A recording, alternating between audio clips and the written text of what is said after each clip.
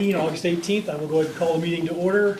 Ashley, you want to do a roll call, please? Peterson? Here. Lindbergh? Here. Nippert? Here. Shaven? Here. Thank you. We were presented an amended agenda. I don't think it's been amended since it amended it, did they? No. No. Is there a motion to approve the amended agenda? So motion. Second. Motion by Lindbergh, second by Nippert. Roll call Peterson? Aye. Lindbergh? Aye. Nippert? Aye. Shaven? Aye. Thank you. Any conflicts with anything on the agenda? Hope you don't have any. All right, moving on to the consent agenda. This is all by one motion, one roll call. We have the minutes of the August 4th council meeting, the August 12th special council meeting, claims list number 1368 in the amount of $283,669.23. Everybody get a chance to take a look at those, some of the larger ones. No questions from anybody? Sheriff's statistical report for July of 2026. Is there a motion to approve the consent agenda? Motion. Second. Motion by Peterson, second by Lindbergh.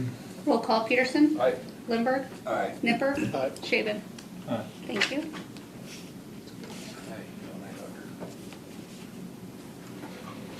You go see an eye doctor? I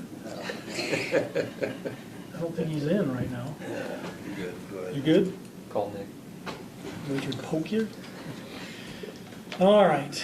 Next up, we have public hearing regarding a proposed sale of property, city property. Address is 406 Tarkington Street, Harlan, Iowa, to Bruce Berger Construction. Is there a motion to open the hearing? Motion. Second.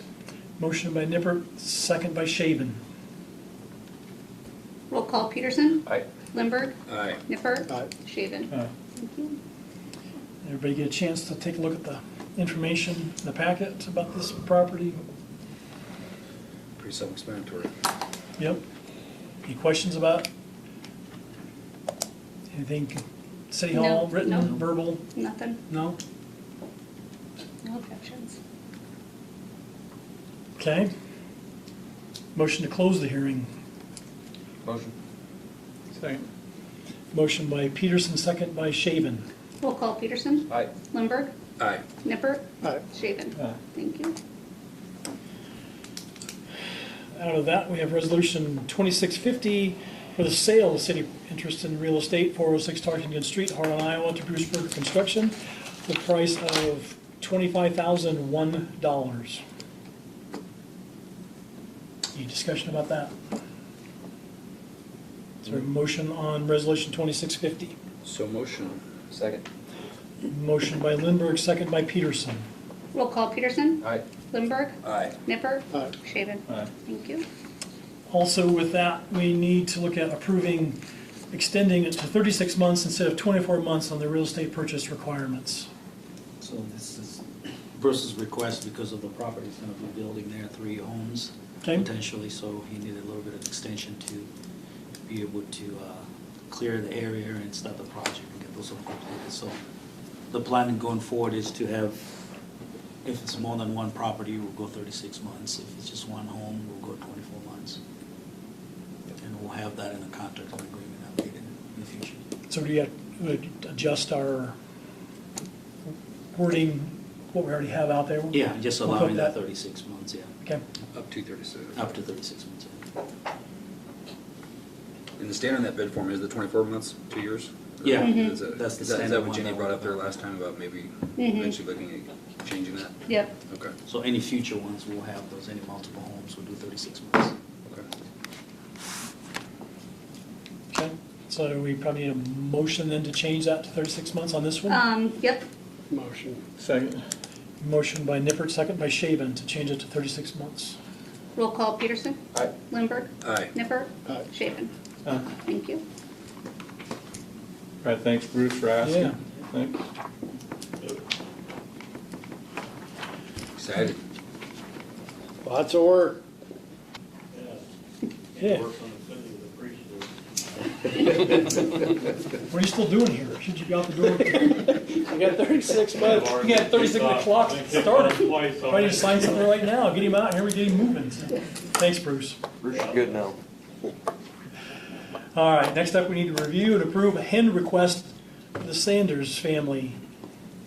Everybody get a chance to look at this. Yes. The letter.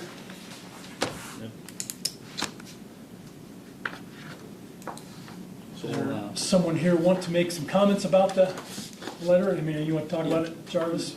I reviewed the letter, and it makes sense to request what they want to request, but at the end of the day, we had a gentleman here a month ago with a similar situation, and he was close enough to this county line, and we couldn't approve it.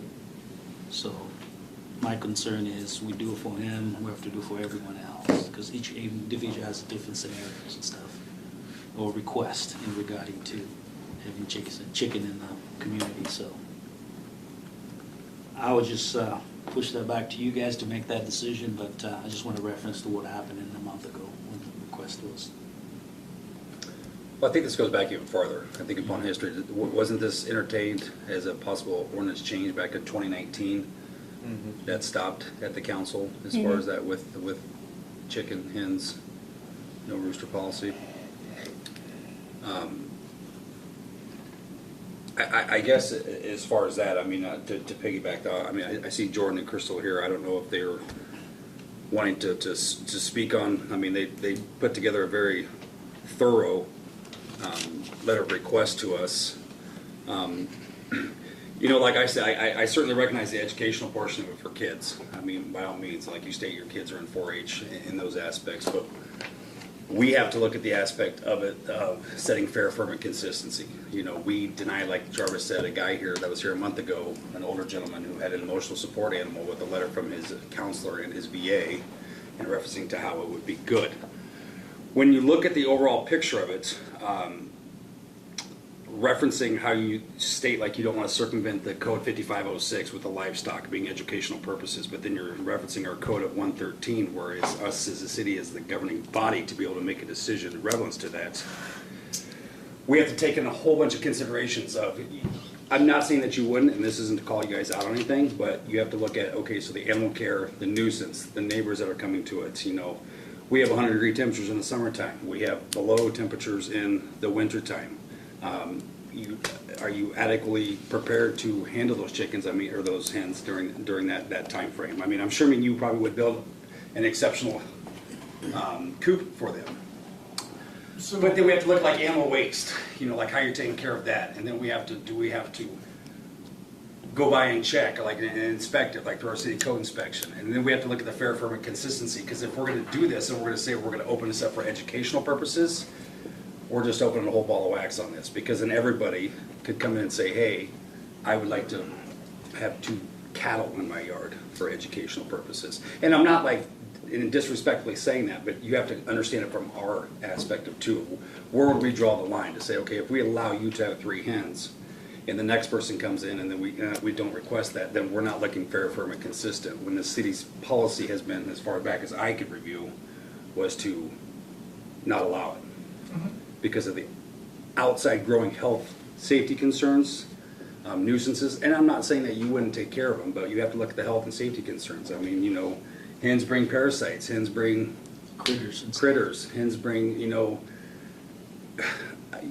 figuratively speaking, in the shot in the dark, you know, communicable diseases, I mean, and type things. So then we have to look at that broader picture of that aspect too. So I certainly like the aspect of the educational, but I can't be in favor, personally for me, of a voice of 1 and 4 up here to approve the request. What prevents you from looking at changing the ordinance if you continuously have people come forth requesting the same thing? There's obviously a broader request for it, and there are many, many, many cities within Iowa and within the United States that allow chickens within city limits. Larger communities. And smaller. Shelby does as well. Okay. Elkhorn does. With putting in requirements, you can incredibly decrease many of those concerns. So let me ask you then, so a broader discussion would be, instead of the city council doing it by a case-by-case scenario, or we're approving your request, and then next week we're approving this request, and the following week, maybe we look at the fact that if we want to do a blanket request and re-entertain it. If you guys want to spearhead it. Or come with more, if it's more of a broader ordinance, and then just saying, we as the council are approving this as a broader ordinance versus just doing an individual request for you guys.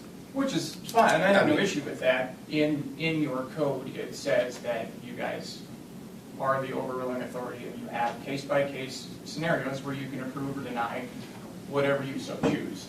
And I understand what you're saying when it comes to, you know, everybody's gonna want to do it if you approve somebody for this or that. I guess my challenge to you would be, you know, you guys would have to decide what you deem a valuable reason.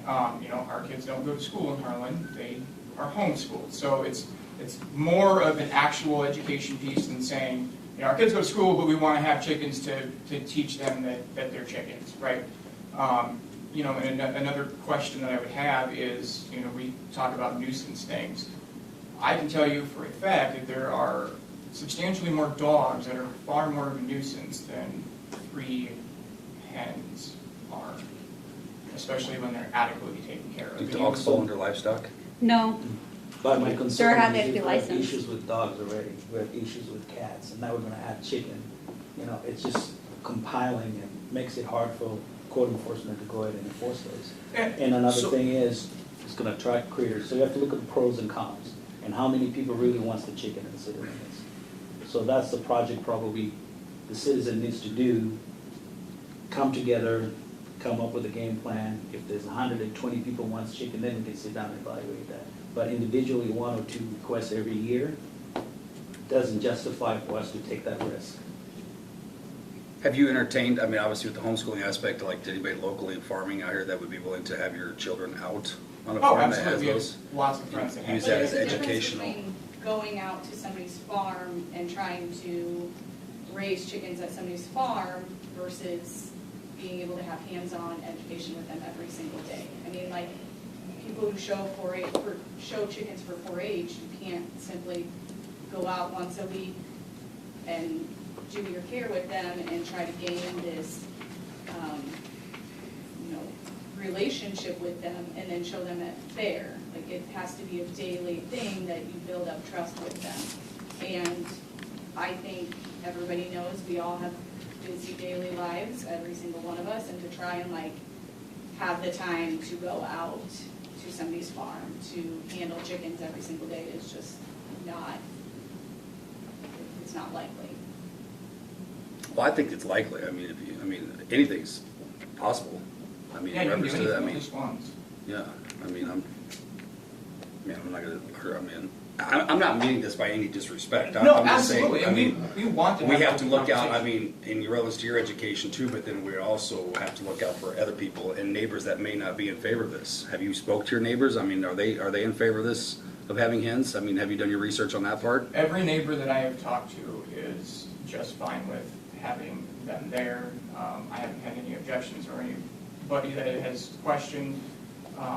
In fact, one of our neighbors actually encouraged us to come and speak with you and see about having something like this be possible. And with rodents and critters, you're gonna have those whether you have 3 hens in town, 100 hens in town, or cats and dogs. You're gonna have rodents, you're gonna have critters. You drive down 12th Street at 9 o'clock at night and there's the same raccoon in the same gutter every single night. Every year we have the same set of fox in town. But like, again, the concerns can be diminished like incredibly if you have the proper care. I mean, an enclosed coop that cannot allow critters into it, a critter's not gonna continue to fight for something that they know that they can't get. If you have, your feed is enclosed in a container that a critter cannot get into and it's within a shed, like, that's going to diminish a lot of critters. And proper care, again, of a coop is going to reduce the opportunity for smell and flies. And there are ways to adequately have those concerns decreased. My Who concern- enforces that or checks in on that then? If that's something we to go forward, does that fall upon you as a city code enforcement officer to make sure that they're staying within means of requested? And we would be happy to, anybody is welcome anytime to check any of it out. We've also spoken with Bogey's Trash Service. I checked with him to make sure that this would be something that would be acceptable to him. He said it wasn't an issue. Just put the soiled wood shavings in a bag, tie it shut. He had no concerns with it. My concern is going back into proper care. You might have a proper care, but your neighbor might not have. It's the same thing with dogs or everything. Some have their rabies shots, some don't, some are registered, some are not registered. To me, I feel like we're adding more into the city, and we have a lot to take care of currently, the way it is. Correct.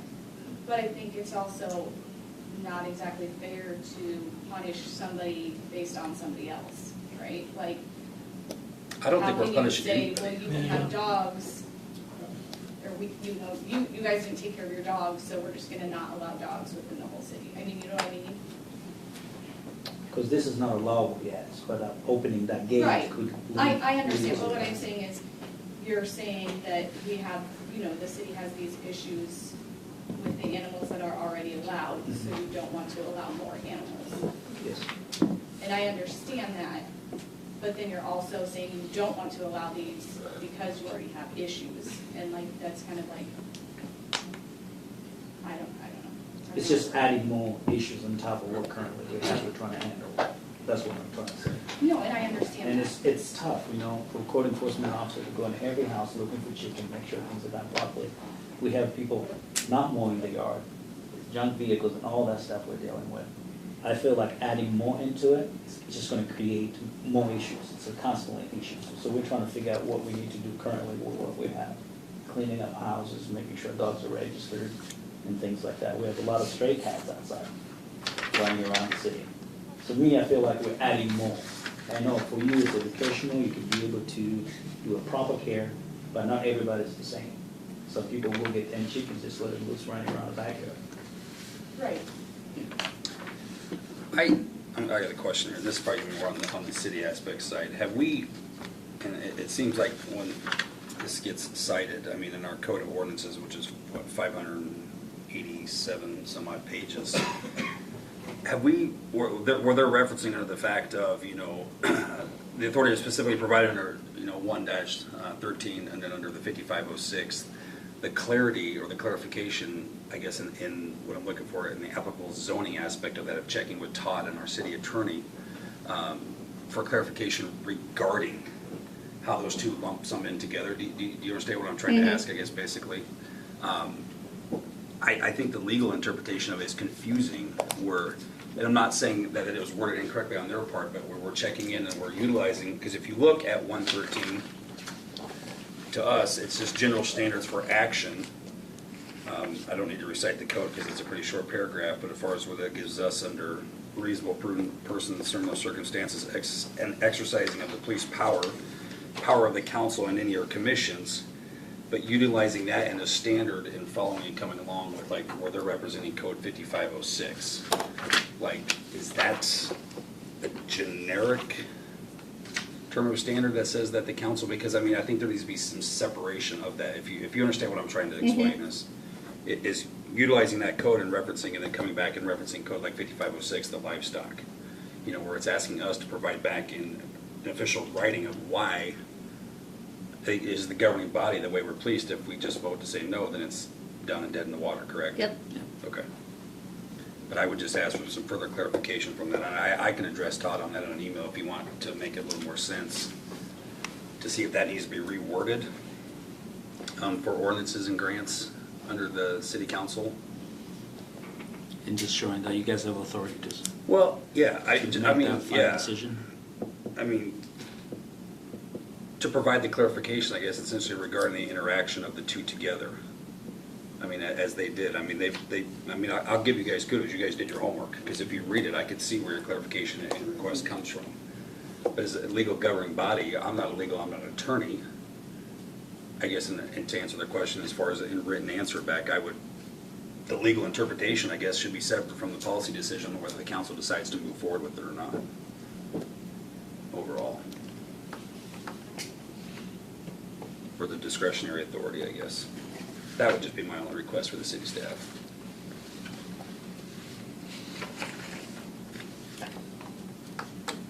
Jordan, Crystal, Liam, I appreciate you being here. You know, like I said earlier, the fact, educational, I understand it, I get it. Personally, I'm not in favor of granting the request, so with that, I would make a motion to deny. Do we have to motion or is it just drop? It's a request, do we have to motion official? Yep. No? We didn't for off. No motion was made. Yeah, so I just ask for a motion to approve it. So one of the challenges we probably ran back in 2019 or whenever we first brought this up was what's the standardized requirement for housing of hens, right? So that was one thing that was a big concern. How do we standardize it? Would it be part of an inspection process? So I know we looked at a couple other cities' policies that they had established, so I'm all right listening to what other cities may or may not have, you know, and then kind of seeing what it is. And then make sure we still continue to do the right thing, right? And I Because think, like, from looking around at the other cities and their requirements, there's a variety of their requirements. There's some that will specify what the coop needs to be made out of, how big it needs to be, like, kind of what materials you can use and everything. And there's others that simply say, you know, that it needs to be a clean environment, that again, there's some that say it needs to be, a coop needs to be cleaned every 2 weeks or every however often, and so I think that's also something that could be taken into consideration maybe in the future is how broad or specific you want to go. I saw Bruce raising your hand, do you have something to say? Is there anything that they could do like a trial basis? See, You know, I think that needs to jump back check to them out and a say, broader hey, discussion. Is there something like that that can be done for them? Or,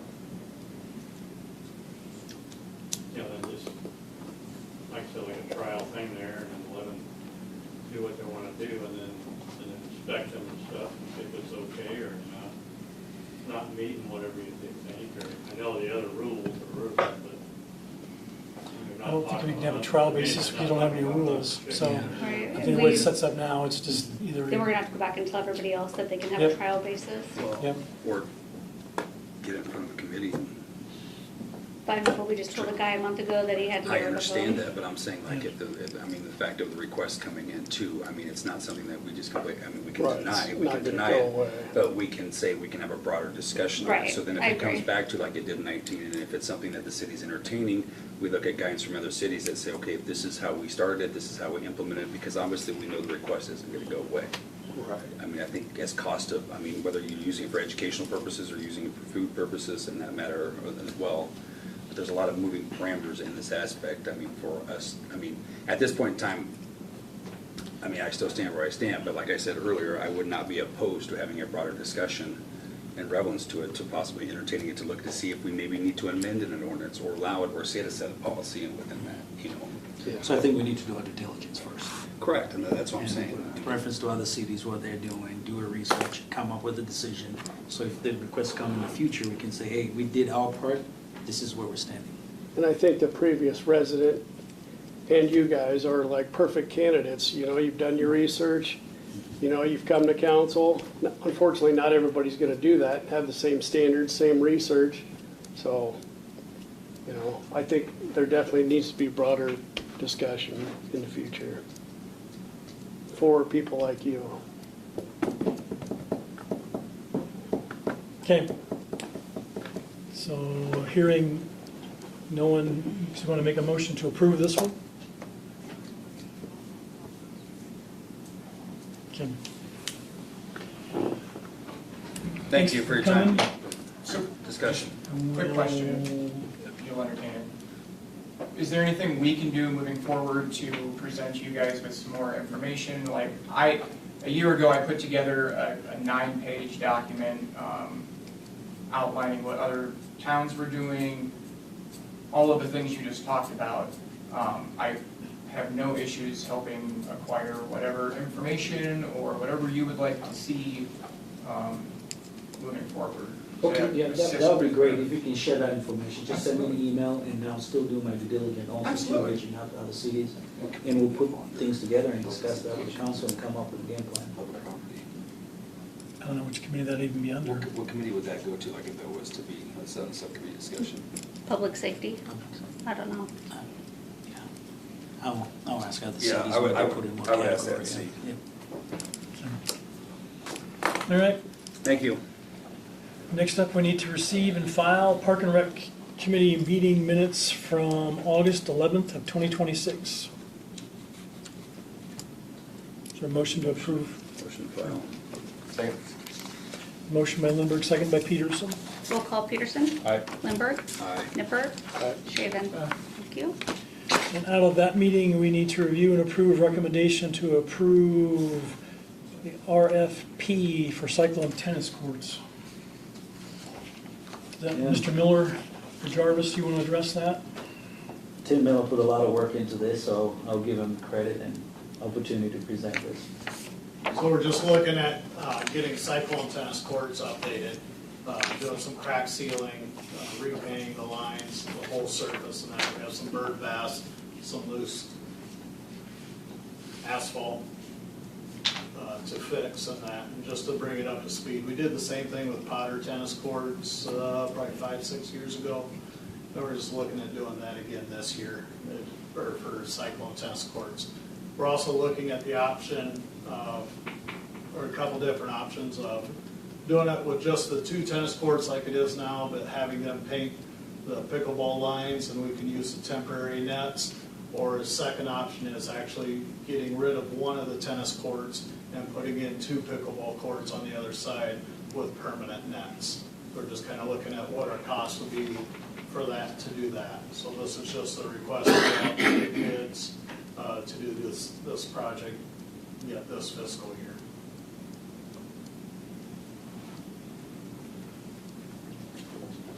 That's already in your budget then, Tim? So Yes, we budgeted for it for the last 2 years. So, and if it comes in over budget, we'll do it for 3 years. You have any questions for Tim? You got a ballpark estimate, you think what it's gonna come in at? Last one, we got 2 bids. One was, I believe it was 20,000, the other one was 53,000. So, Big difference. we did have one company look at, or that looked at it on their own already, and he came in around 51, I believe. So, we've got at least 4 companies I want to send this out to, and we're kind of behind the 8 ball a little bit on timing to get it done this fall. Weather. They're probably lining up their spring work right now, so that's the other reason, trying to get this going. And the girls are playing tennis now. Girls are this playing season, now, right? and They're in, boys play in the spring, so. And in talking with the athletic director, he said since the seasons are split, we might not need the cyclone tennis courts, but yet I see them there more often than not, so, yeah. They do get used quite a bit, and quite a bit by pickleball. I would say more pickleball than tennis, but that's why we're just looking at that option. I don't know if I asked you a question, will this impact Harlan to host tournaments and stuff with the changes you're requesting? That'd be up to the school. They'd have to look into that. Okay. In the past, it said you had to have, I heard you were supposed to have 8 courts to be able to host like districts or that, so. Jeez. So I want to see from that one, Steve. In Harlan, So if right they now, wanna keep the including the one, they can school, pay for it. there's 8 courts. And the school does not provide any support for the use of Right. tennis courts. Right. Maybe they will now. heard rumor they're actually looking at putting 2 more up at the school. I heard the same. That rumor's been going on for quite a few years. Take it off. Okay, I'll motion to review and approve recommendation. okay, motion by Lindberg, Second. second by Peterson. Roll call Peterson? Aye. Lindberg? Aye. Nippert? Aye. Shaven? Thank you. Next up, we have the review and approve quotes for emergency street repair on South Ridge Road and the selection of Baxter Contracting to complete the street work. That Jarvis, So- Jeff, you guys, I sent an emails out Yep. explaining about the project, we consider this as emergency. And Snyder and Associates were able to provide us with a certificate saying that that qualify for considered an emergency. So I think, Jeff, you started a project today, is that correct? Correct. They started carrying out concrete this morning. We're doing the west lane of South Ridge for 98 feet by the width of the road. We're leaving curb and gutter though, so actually it's 10 feet. And carrying out that first section with the condos back in there. We were gonna tear out the whole thing and reroute them down the grass. And upon reviewing it, we decided to cut it in half. Do one half of it, that way they have their exit out of the condos. And then once that's cured, we'll go ahead, jump on the second half and do that. There's some voids under there. A week ago, we had a small rain and there was mud pumping up from the seam, so we took a chain and drugged the area. You could hear hollows with dragging the chain, and there's hollows all the way through that stretch. And after we got the first half dug out today, I was hoping that there wouldn't have to tear out the second half, but it's not looking too good. So the bid was for the first half. Well, we won't have to tear out all of the other. It'll be maybe 3 or 4 sections. But it was all contingent on what you see once you pull the cement up. And can't leave voids under the street. You're doing a project, gotta do it right. And for this project, we did an open quote, so we just picked the lowest one, which was Baxter Constructing, so we'll be doing that. It became way cheaper than the other by at least $5,000 or more. 13.2 something, Yeah, 210. That's not including the labor and equipment though, correct? Yeah, so that's the estimated how many hours of labor equipment out there to less than 8. It's gonna be less than 8. Yeah, so that's another 1,600, which is still cheaper than the other ones at $17,000. So roughly could be close to 15,000. And the city is hauling subgrade up, so that's an expense that we took off. We had the material, so once that first half is complete, then, like I say, I know there's gonna be 4 sections that are gonna come out of that other part, of the east side, so. And between the people in the condos and the people that live on South Ridge, we contacted them all. They're giving us room to work, and they are getting in and out, so it's working. So we'll just continue with the project and fix it so we don't Fall in. fall in and be like Omaha and Yeah. news. So this is just the bid on the first part, do we another bid on the second part then, the sections you gotta replace then? Yes. They'll rebid that, everybody will, or just these guys? No, it'll contingent on, the square footage will be the same. Okay. You can't hardly do 2 bids. I mean, Okay.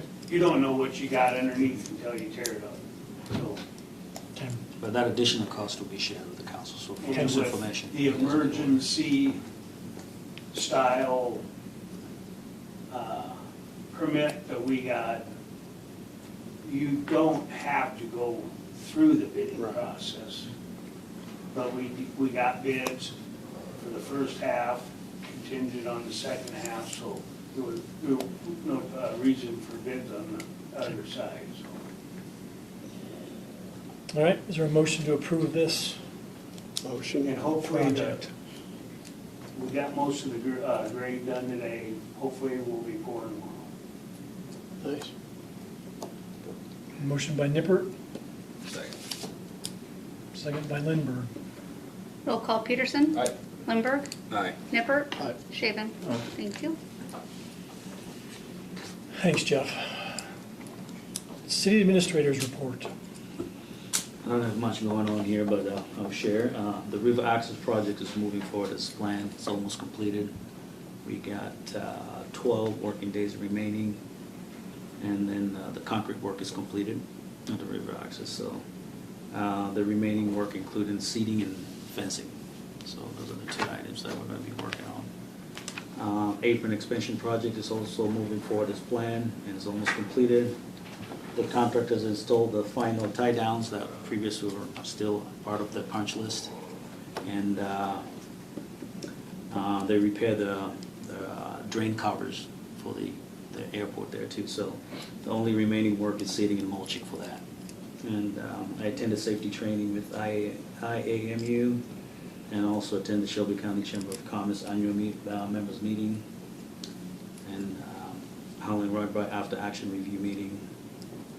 Park and Rec Board meeting, hotel motel meeting, dream playground meeting, so just regular meetings. So. Also just wanted to add out there, the dream playground ribbon cutting is scheduled for September 27th, 2026 at 4 p.m.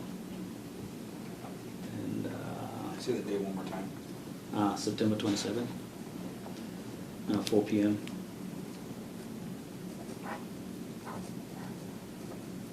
I had our department head meeting, just give an update on the projects. We talked a little bit about Rugbry and what things we need to look forward in the future. So that's all I got. Did they get your new rock down there? Do you know? That's probably more of a question for Tim. Is that all going, done? Yes. Yeah. Good.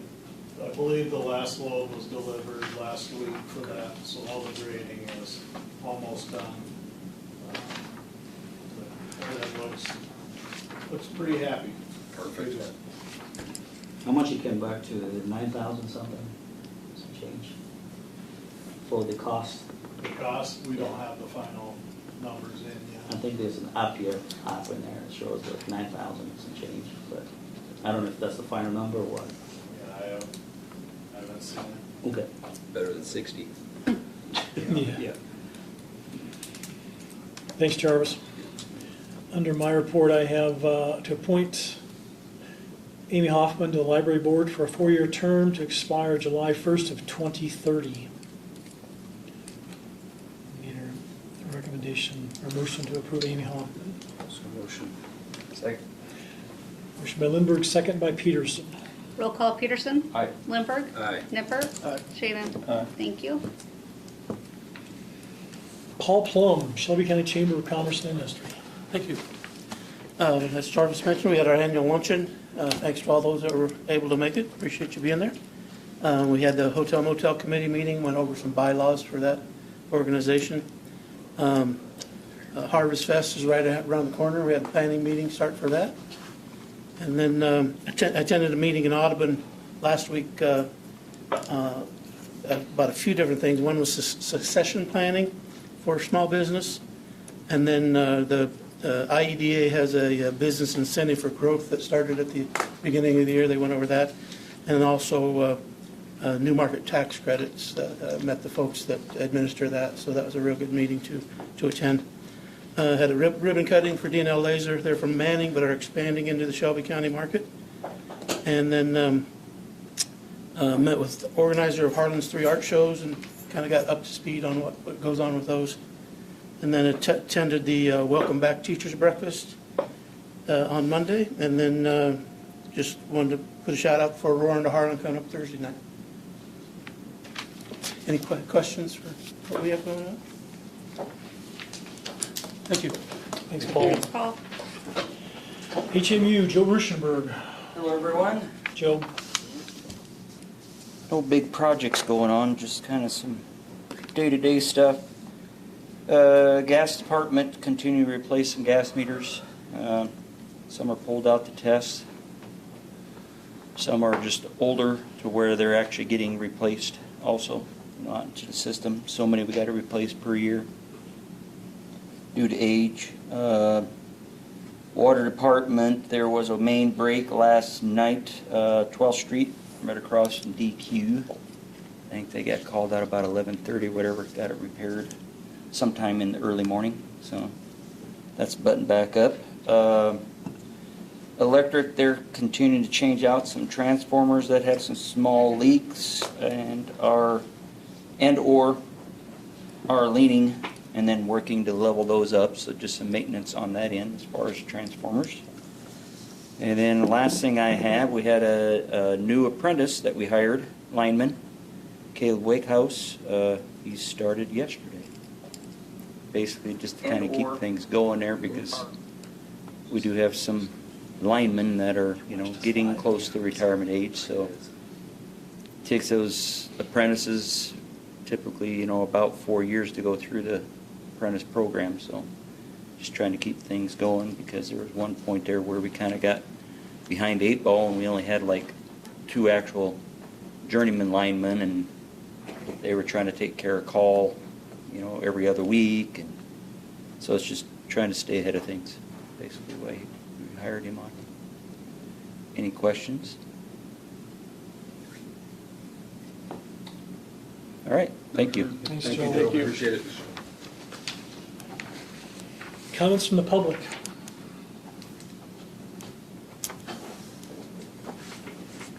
Jarvis took my thunder, so I don't have any. Sorry, Tim. Good job, Jarvis. I'm going to mark that down. Anybody up here? School starts soon. Yeah, Monday? Back to school nights Thursday. Yeah, hot dogs, hamburgers, Early happy start. kids. Yeah. Meeting adjourned. Yeah.